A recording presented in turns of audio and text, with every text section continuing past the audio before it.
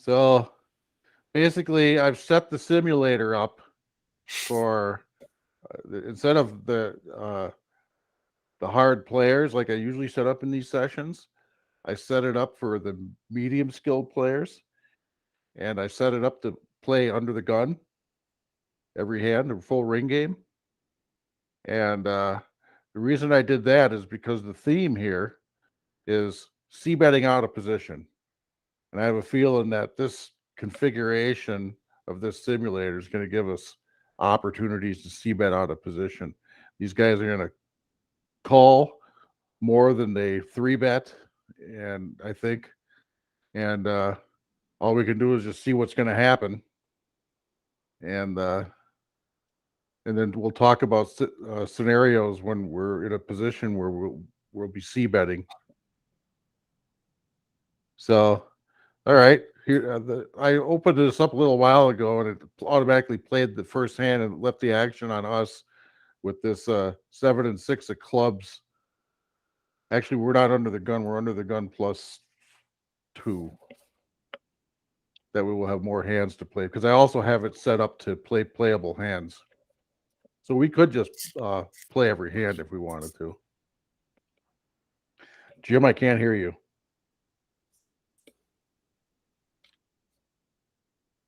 Okay. So what do you think? Should we we're not gonna limp behind here. Are we gonna raise?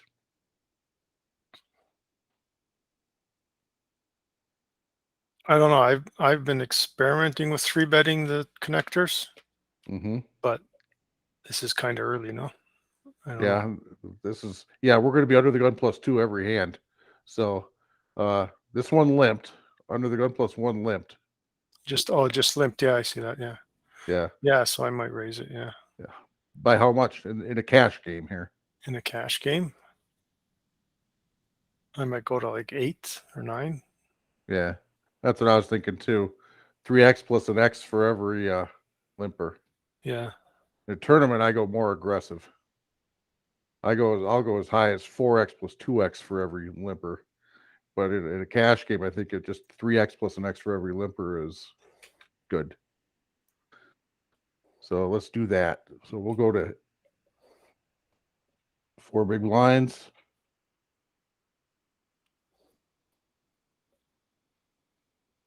Well, we're going to be c-betting in position. So what do you Pretty think? Good position to be in. That's one of the flops you want to see when you raise with 7-6. Yep. Yeah, we've got an open ender plus a second pair. Just got to be cautious about about the straight draw. We got the straight draw too, so yep. I think so we we're can c-bet it. So what about sizing?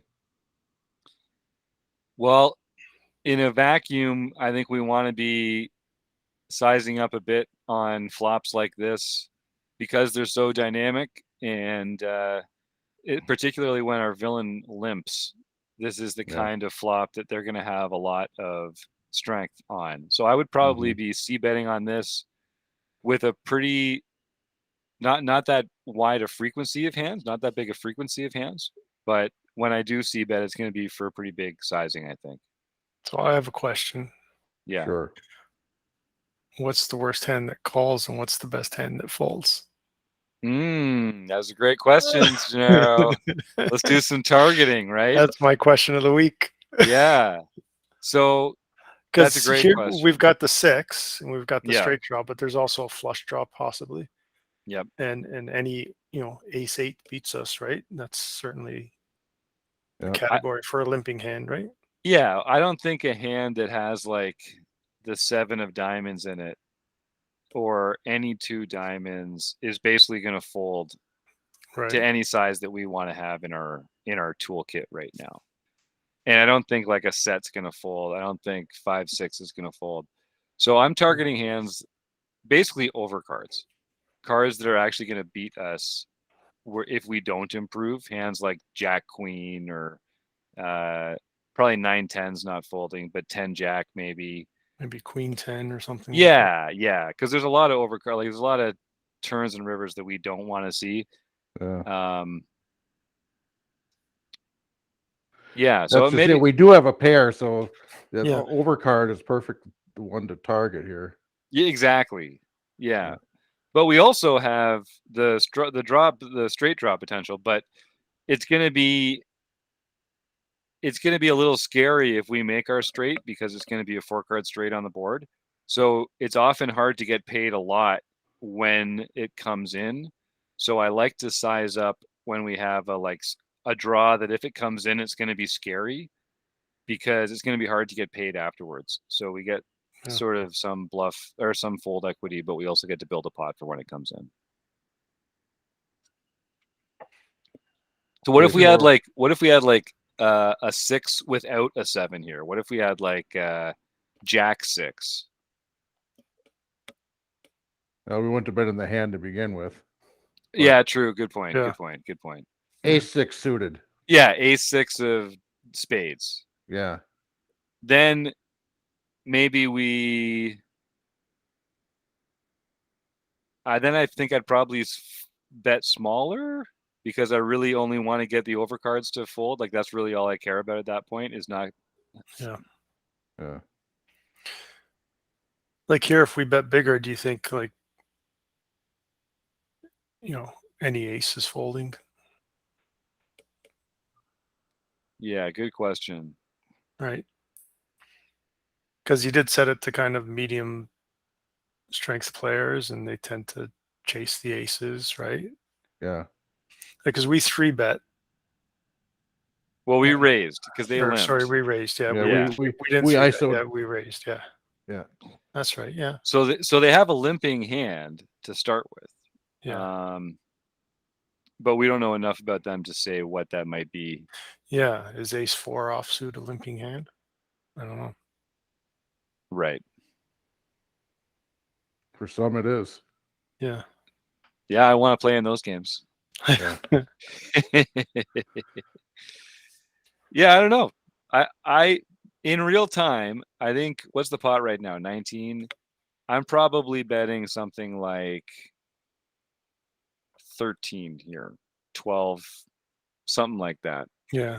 Even though I typically bet smaller on the flop, this one feels like, for whatever reason, it feels like I should be betting bigger here.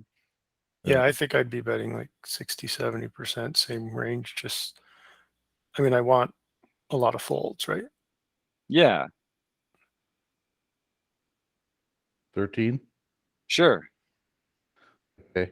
Now, one consideration here is, with that limping range that then called us out of position, who's got the nuts advantage? I think they do. Yeah. They've got all the low sets. They've got some of the straights here.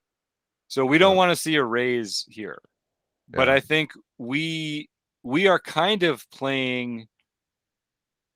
We're kind of playing the strongest, almost part of the strongest part of our own range that we could actually be playing right now, in a way, given that this is one of our only combos that have a straight draw.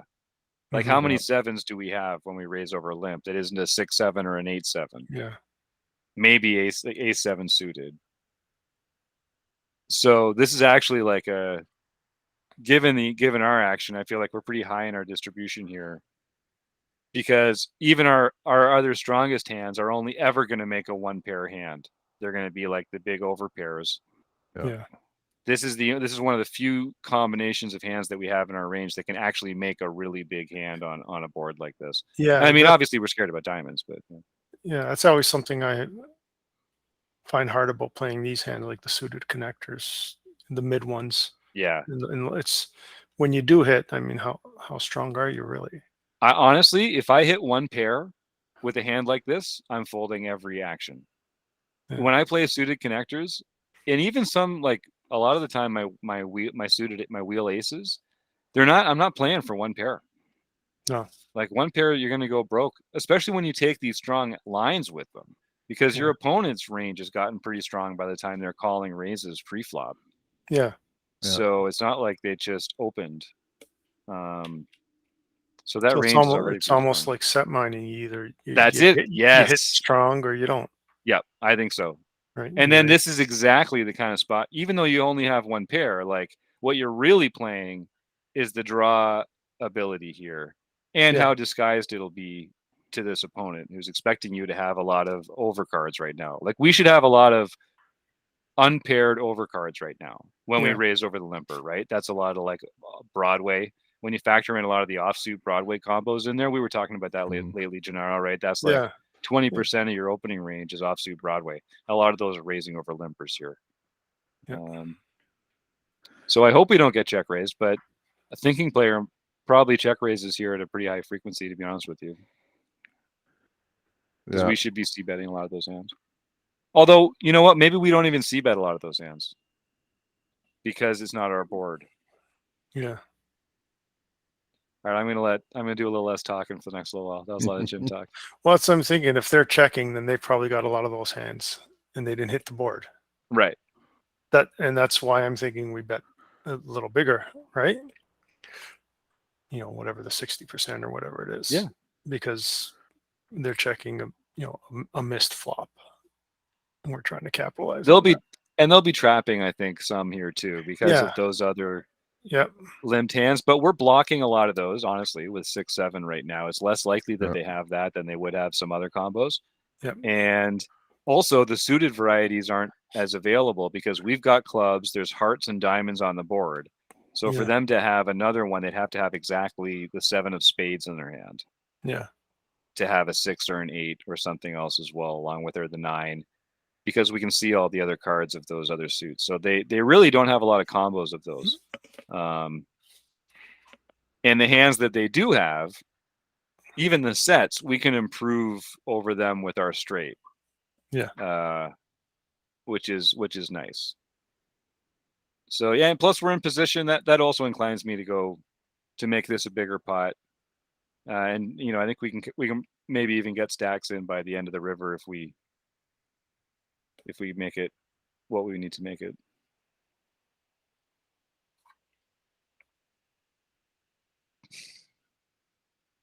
What do you think, Keith? Yeah, I'm inclined to either make a big c-bet here or actually check back, just because this is such a check raise type board. So what hands do we c-bet? Because we should be checking back a lot on boards like this.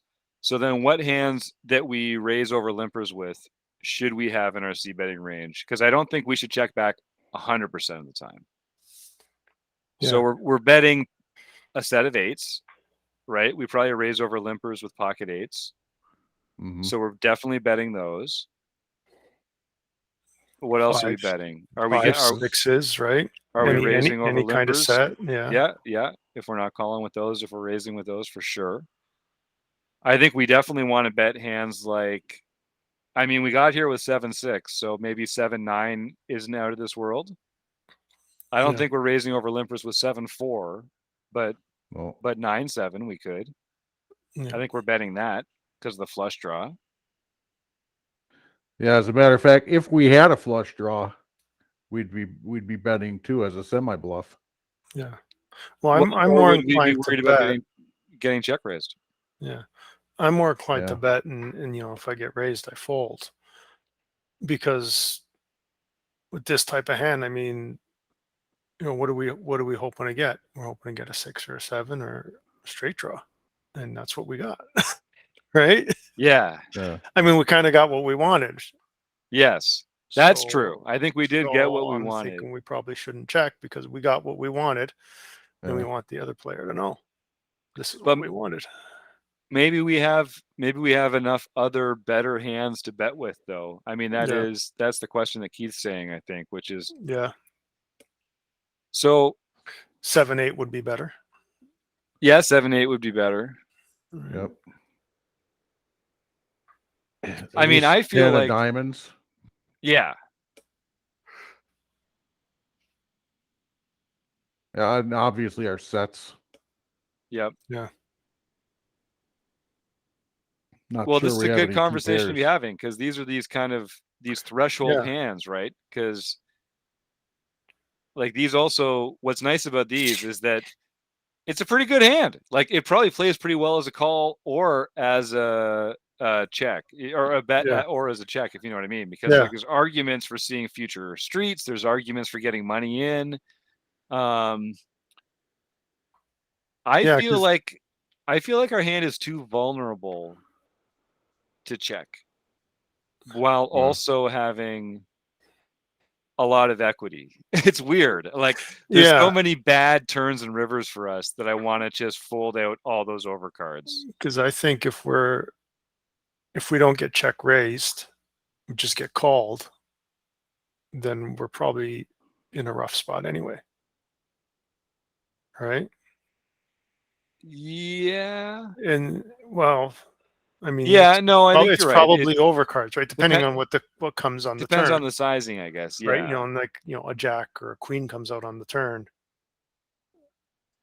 then we're in a difficult spot, I think.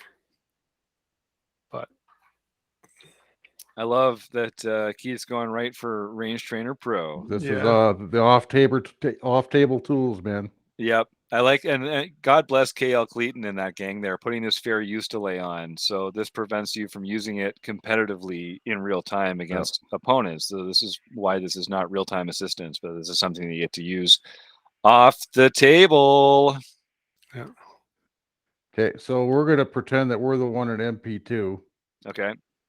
And flop came like that. Yep.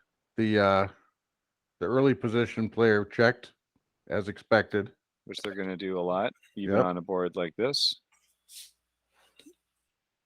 And then us with 7-6 are going to bet. It's a bet. We're going to bet. It says we should bet small. Small. Yep. Yeah. Well, we don't have any big bets on this board. Yeah. So it's saying as part of a complete theory, you're only ever betting small on boards like this, which I think makes a lot of sense. I would probably make an exploitative leap towards betting bigger with my pair plus draw hands here, but that might not be correct.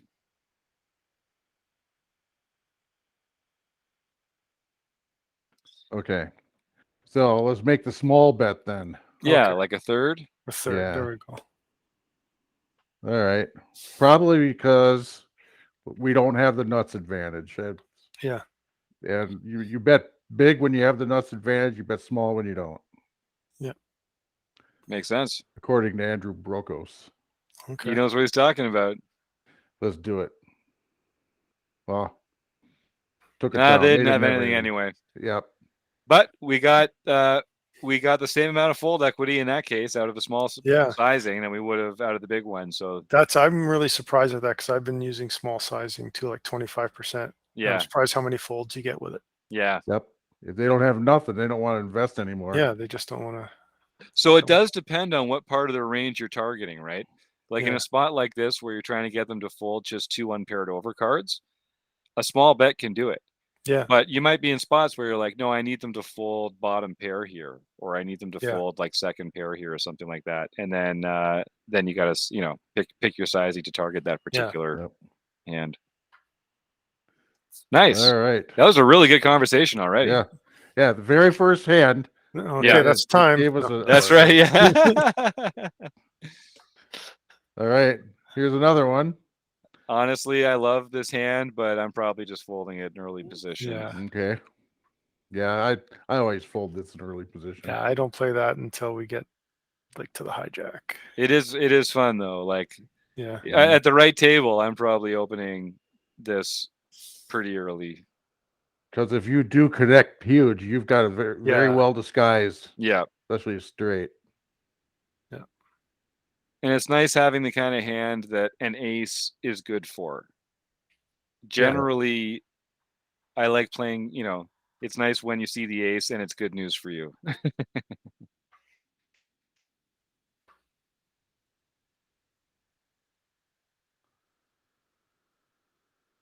Well, hello. We good picked news up a for hand us. here. Yeah. We saw an ace. Good news for us. I usually play this one. Yeah. I'll occasionally include drawing hands like this in my opening range. Okay. We're going to be c-betting in position here. Yeah, we got the ace of spades, which is great. Yep. And with this dry board, Yep. This Flat is trier now. the static board. We've got the nuts advantage. But also the recommendation on this kind of a board is usually to go small. It's got the flush draw, which is a little wet. Yeah. But the fact that we have the ace of spades really knocks a lot of those combos out. So I would be inclined to size down a little bit. Maybe a little more than your smallest sizing, just because there still is a flush draw out there. But it does feel like it's pretty. So are you trying to get them to come along? Yeah, basically. Exactly. It's a value bet.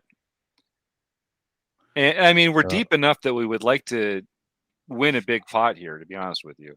Yeah. But we're out of position and we're going to end up with a one pair hand. So we're trying to get, what we'd like is for a king to happily put chips in.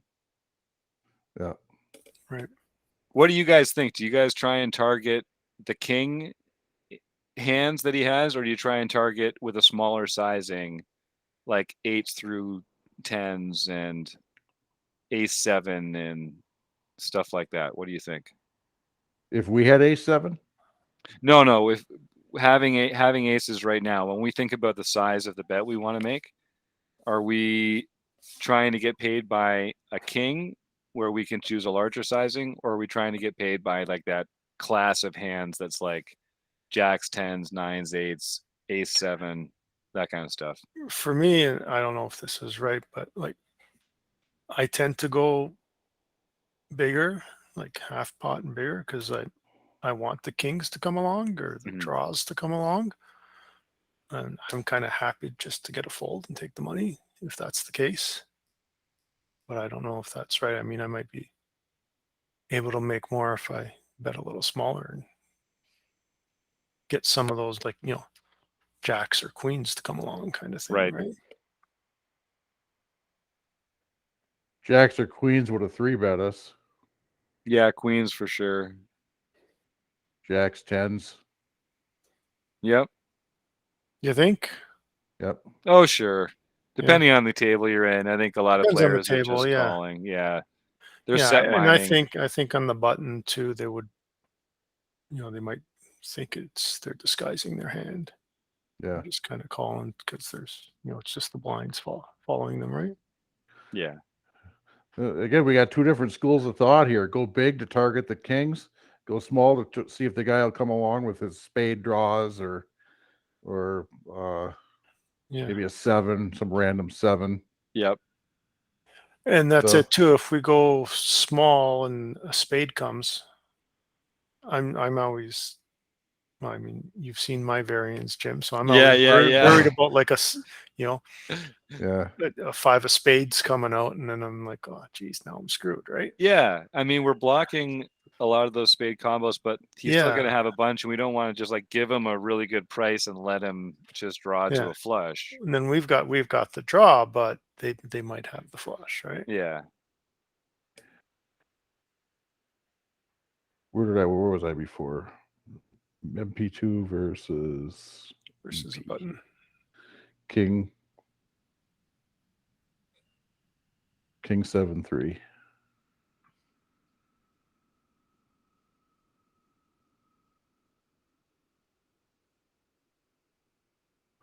And the king and 3 were suited, right? I think so. Yeah. Yep.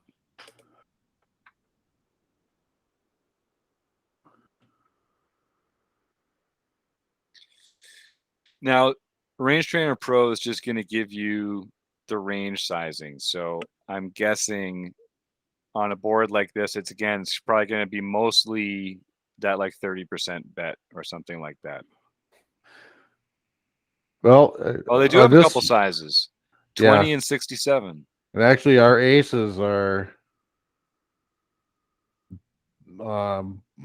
preferring big over small. Yeah. So the 2/3 pot is what it likes. Yep. All right. So that's a alerting thing for me. I would have gone small just based on the flop texture. Yeah, go back to that. Go back to that Range Trainer Pro breakdown, because it's actually one of the few hands that really favors the larger sizing. Also, ace 5, ace 4, Yeah. and then some of the 5-4, 6-5 hands. Look at that. The suited 6-5 suited, for instance, and 5-4 suited. Those are huge big bets because they've got the flush. I guess they've got the straight draw, and some portion of them also has the flush draw. Yep. And then like sets of threes are a big bet as well. Yep. And it's balancing your aces. Yeah. Yeah, I do like that. All right. So we're going for big. 2/3 of 15 is 10. Yes, sir. And we got a customer here. So he probably called pre-flop with king queen. Sure. But yeah, could, yeah. But also king jack and king 10. Yep. Yeah. Ace, even ace king, which is Yeah, unlikely, sometimes. but I've seen it. Yep. Right. So ace queen sometimes. Yep. So there's for every combination of king queen that he could have, he's got a lot of king and queen that aren't the king queen. That's right. Yeah. So we're still targeting kings and queens and hope he doesn't have both. Yeah. Yeah. I think that's right. And I think we'd be foolish to check here and give up the value from all the second best hands that he has because we were worried about those few combos of 2 pair. Because we can lose to those few combos of king queen and still make money from all the 1 pair hands that we beat here in the long run. So we can't be afraid of that 2 pair right now. We're also capable of folding to a raise if we feel like we're behind later. But I think getting that value from those 1 pair hands is really important here. Okay, so big or small? I think we still have the nuts advantage. Yeah, I think big again. And we have a nutted hand. Yep. And a lot of the king X hands still feel pretty comfortable, I would imagine. I think so, yeah. Not much has changed for them. And they make up a pretty large portion of the calling range. Yeah. So his pocket queens is the only hand that's really turned around. And king queen, as you say. Yeah. And I don't think he's got queens. I mean, probably 3 bets. Yeah. He probably 3-bet pre-flop. So what does KL have to say about this? So the queen suited to the 7 came out. Yeah, that's right. So we betted. Oh, we bet this. Oh, he checked. No, that was. Oh no, that was. Yeah, we betted this. Right, we bet, and he called. And he called.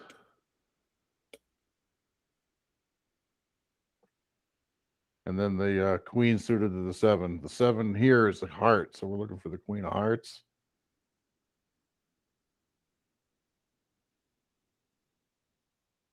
Okay, all of a sudden, yeah, KL doesn't like it all of a sudden. Yeah, so what are we down there to? 75% or nothing? And I don't think we're. What is that? Hearts and spades? Yeah, so it's they're blocking the flush draws. They're blocking the flush draws. So let's see. Is that we're blocking one of the flush draws? Yep. Yeah, but not both of them. Not the other one. Although we're blocking the front door one, which is important, I think. Because the back door one would have to have gotten here with 2 diamonds, which means basically exactly the king of diamonds at that point. I don't see them getting here with any other combination of hands that have a diamond in them. That have 2 diamonds in them, is what I'm going to say. So that's pretty rare. So I don't even mind kind of discounting that. Again, that's not, it's exploitable, but I think that's, now this is a game theory optimal recommendation here. Right. An unexplainable recommendation. We don't know this guy from Adam that we're playing against. It's only our second hand on the table. Right. So should we play the unexploitable? or do we want to play the population and exploit it? It's a good question. How do you guys decide that on a tournament by tournament basis or on a cash game by cash game basis? Like if you're in a tournament, you could just decide like how important is this tournament to me? Yeah. Yeah. It depends on the player too, right? Yeah. If it's, and these are the guys I have trouble with. It's the really loose players. They could come along with a lot of stuff, and I think I'd try to exploit them, maybe too much. Whereas Right. the tighter players are more, if they come along, they've got something, right? Whereas it's the chasers, I think, that you would want to exploit. So Mm-hmm. I think that's true. Now, interestingly, when I look at the solver output here, he's actually got us folding or checking the ace of spades hands. This is different suits. Yeah, but it's still it's the double suited one, right? Ace of clubs, Yeah. ace spades, and ace of diamond, ace spades. They're both checking 100%. Yeah. So it's only the one for it really emphasizes the ace of hearts as being the one, the backdoor flush, or the backdoor flush draw that it's got you betting big to block.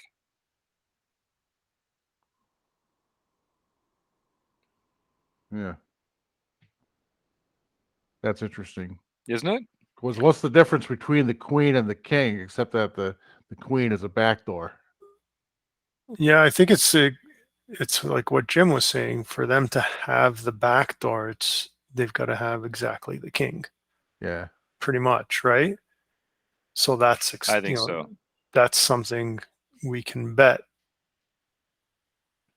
because they're not likely to have it, right? I mean, that makes sense. But the spade flush draw here there's a good chance they have it. Mm-hmm. Right? There's a much better chance they have that flush draw than. I think so. They could have a lot more. Yeah, there's a lot more combos of the spade draw in their range. That's for sure.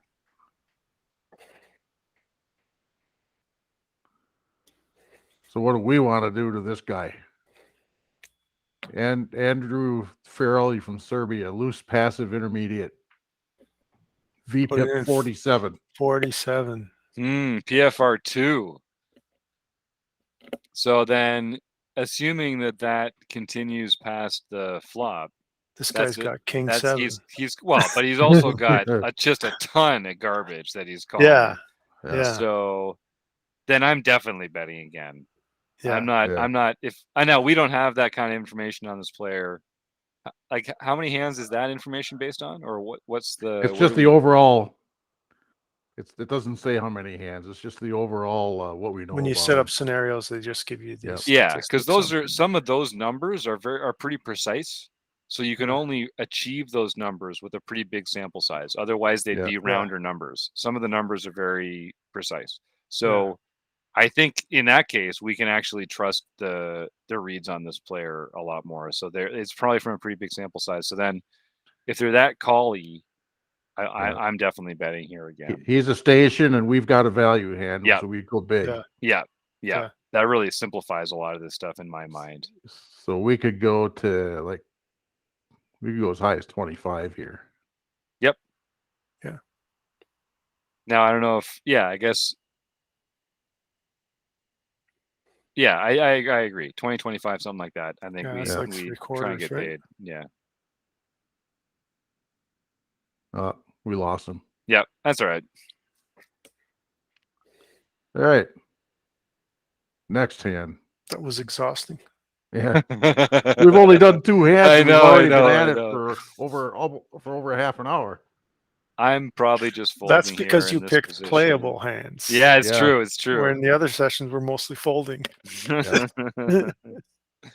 Okay, with this under the gun 3.5x open with queen 10 suited. Yeah, and we're only in middle position. We're not in great shape here. No, it's a pretty hand, but I'm probably folding this spot. Yep. on the dealer button, we might call with it, but So would you like sometimes, depending on who's behind, would you call this? I mean, it's one of those kind of.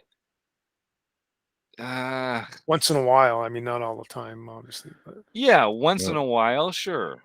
Again, it's a cash game, so it is different from a tournament. It's not that big a mistake. Like an occasional call, full to 3-bet, right? Yeah, I mean, the under the gun range is really tight, and he's opening to 3.5. So I'd want to see if that's his typical opening size. Sometimes that extra chip is an indication of strength, and then that's just not the kind of range you want to take this kind of hand into. this hand could be completely dominated, and we're hurting bad. The other issue is there's too many players to our left who can raise. Yeah, that's the real issue. That's the real issue. It's a very pretty hand, and if you could tell me that I could take it against the under the gun range heads up right now in position, and no one else got to play in the hand, then I don't mind it. Yeah. But the fact is, what if it was like a min raise or something? Is that? Yeah, I'm more inclined because then you're not giving up that much when you get squeezed and you can't continue. Or maybe they squeeze from the small blind and get a couple callers. Now you're getting a really good price on closing the action to call a 3-bet. That's not the end of the world either. I think in this scenario, though, I'm probably folding. Yeah.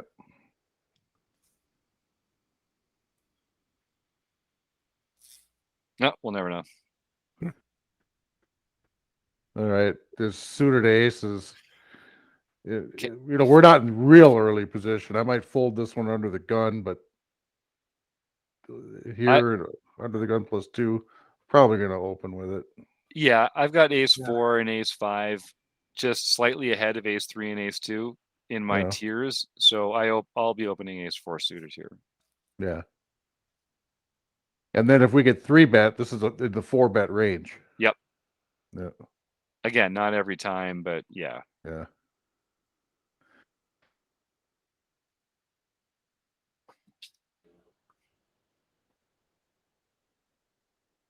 We know Pretty how good. he is. Mr. 47. Oh yeah, right. So then that makes this a value hand again, as far as I'm concerned, when they're that wide. Yeah. We can get called by all sorts of hands here. And with this static flop, we can probably go small again. Mm-hmm. You go like 4 or 5. 5 or 6. Yeah. 5 or 6. Something like that. It's a pot. 15, yeah. Yeah, 1/3, right? 5 is 5. Yeah. That feels good. All right. And he called us. Yep. I'm not too worried about the 6. This didn't change anything. I don't think we change our action. No, still got a value hand. We're playing. We're chopping with a lot of the other aces now, actually, which isn't bad. Yeah. Yeah. So probably a 1/3 again, huh? Yeah, maybe a little more. You want to go like 10? I mean, yeah.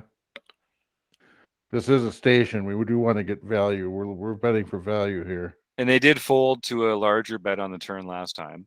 Yeah.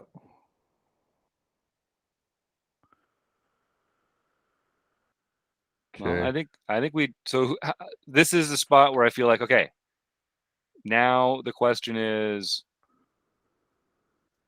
how much will a pair of 10s call? Yeah. So how much will a pair of 10s call here? So there's that question too, and then I'm also thinking, is their ace better than a 10? Right. If they have one. Yep. Could be. They're because they're real. They're not 3-betting much. This player is very passive. They're not 3-betting much. But with the 47% VPIP, they're calling a lot. There's a good chance their ace is not better than a 10 as well. I think if we get raised, we're pretty much folding no matter what, right? Like we don't beat any value hands that raise us. Yeah. Oh. And these passive players are not raising light. No. So I think we can very comfortably bet fold. So we don't want to value own ourselves against like ace jack here. But I think we want to get paid by a 10 or pocket nines or, you know, pocket jacks, the weird times that they have pocket jacks or something like that. I don't know. What do you guys think? Split with an ace 9. Yeah. Right. Yeah. Or maybe they fold a bad ace. Or maybe they fold right? a bad ace. Yeah. I mean, probably not. No, probably not. No. And we can't have one of those magical bets where they call with a 10 and fold an ace, right? That's not allowed. That's it. I don't think they're folding any aces, but no, they've got all the aces, and most of them are less than 10. Yeah, most of them are chopping with. So, yeah, I feel like we're targeting a 10 here. Yeah. And I don't want to bet. I mean, I guess the 10, this is the third street here, but it is a very call-y opponent. I don't know. Do you guys think a little more than half pot, a little less than half pot? They're passive, just calling. They could be doing it with kings and queens, right? Yeah, that's true. That's true. Especially if they're so passive that they would flat tree at that. Yeah. I don't know. It's got to be. It can't be too small. I think betting like a third is too small. No, half at least. I think. Yeah. Let's go half. Take 20, that, Kim. 25. Yeah. Yeah. It's the half pot click bet. And there you go. 10 was it. That's what we wanted. Yep. That's why you're the coach, Jim. He called down a triple barrel with second pair and mediocre kicker. Yeah. Well, we're repping that ace a lot, right? Yeah. So, and that's not, that's the other thing. It's like, that's a board that we should be bluffing at a lot. So then when we actually do have an ace, let's get paid. Yep. Yeah. Nice. And a player with those stats too probably thinks we have a weaker 10. Right. Right. Or just air, Jack, queen, king, queen, something like that in the middle. We're going for the straight. Or he's in love with his pair and doesn't even think about what we might have. Those kind of players that call everything, right? They're optimists. Yeah. All right. Yeah, we need more optimists in life. That's right. Yeah. You said it. Especially at the poker table. All right, next one. 8-6. Now, in a typical cash game with this many behind, I'm not even opening with this. No. It's advanced poker training called it a playable hand, but I'm not crazy about it. How about you guys? Pretty close. Again, it's the same spot. It's kind of like a pretty hand, but I don't want that many players in position. Don't want to call a 3-bet with this one, so might just fold. Yeah. Yep. Well, let's see what KL has to say.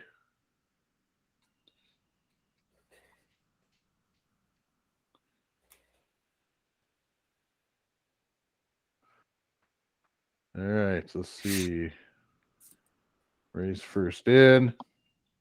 100 big blinds. Middle position. He's not. Nope. It's that cusp hand, though. It's close. Yeah. 8-7 every once in a while, 7-6 every once in a while, but it's just not. Now, what about later position? Try the hijack. Can we see the hijack for that one? Yeah, there it is. Now it's added. That's it. That's how close it is. There's less chance of getting 3-bet. Yep. Exactly. There you go. So that's really valuable, you guys. If you can start recognizing those cusp hands that are like yes from the hijack, but low from MP2, or but no from MP2, that's how you start to recognize those ranges.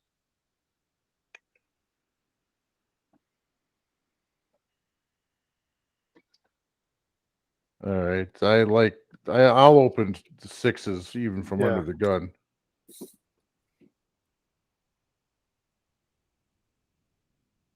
And looks like we're C-betting out of position again. How about that? Theme of the month. Yeah. Yeah, we got a flush draw that gets killed. So Yes. we've got pair. This is a We've got another pair. We've got another draw. We've got the backdoor Yep. straight. We got the low card flush. yeah. But being out of position, Yeah. I'm not crazy about this one No. because we have some value. We don't want to get raised off of our value. So we can check call a street here. Yep, I think so.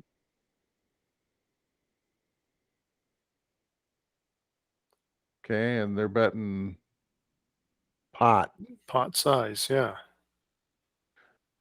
Betting pot probably because of the monotone board. Although you can get a lot of the same fold equity, honestly, from a small bet there. Yeah. I think, if I were, every time I see a monotone board like this, I'm betting 1/3, 25% with like That's what I 100% of do. my range. And Yeah. Yeah. so what they But- bet 17 into 15 or into Yeah, into 18 or something, or wow. not 18, 17 into 15. Total pot's 32 now. So Yeah. Yep. Oh yeah, I see. Yeah. That's what I was gonna ask. For these, like I would have opened, but I'm basically set mining, right? Yeah. yeah. And Right. you were talking about like check call, even like a smaller bet, obviously, but When we're I'd set probably mining, even fold to a small bet on this one. yeah. When we're set mining, our plan is to stack the guy with the set Yeah. Right. and fold everything else. So on a deal like this, we need to stick with plan. Yeah. Particularly to this sizing, I think. I don't think we can profitably continue as a call, and Yeah. doesn't make me. I mean, the only thing we're blocking some future straight flush combinations, so you never know what Yeah. could happen. But I think at this price, it's just time to go. You away want to out go of for the position. backdoor straight flush? Just saying, you never know. That's how you get a little magic happening every once in a while. But no, I think I was letting this. I was Yeah. letting this They've got go. all kinds of sevens, all kinds of jacks. Oh yeah, They've got Yeah. pairs that much beat bigger. us. We got like a ton of hands with one bigger spade than ours that Yeah. could also be paired. So I think that's Yeah. Yeah. 10 Plan will 10 work. jack Work off. with Fold plan. and peak. Fold and peak. Yeah, fold and peak. That's right. Let's see. Oh. Oh Wow, we had them crushed. We had them crushed. Yeah. But So we were I out think, of position. yeah, Yeah. that was a fun reveal. You don't see that very often. Holy cow. Yeah. That's a ballsy bet. Well, they're really pushing their fold equity. I Yeah. think they probably Yeah. could achieve the same with half pot bet there, but Yeah. maybe not. So we'll pretend she showed. So Yeah. that now we know how she plays. Yeah. Yeah.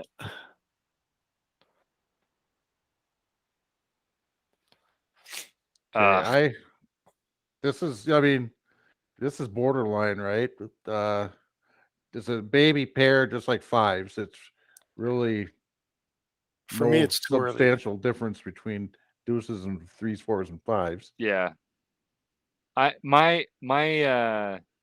know I have this leak where I really enjoy flopping sets. I like Yeah, flopping well, sets. I want to everybody take does. small pairs I want to see flops with small pairs.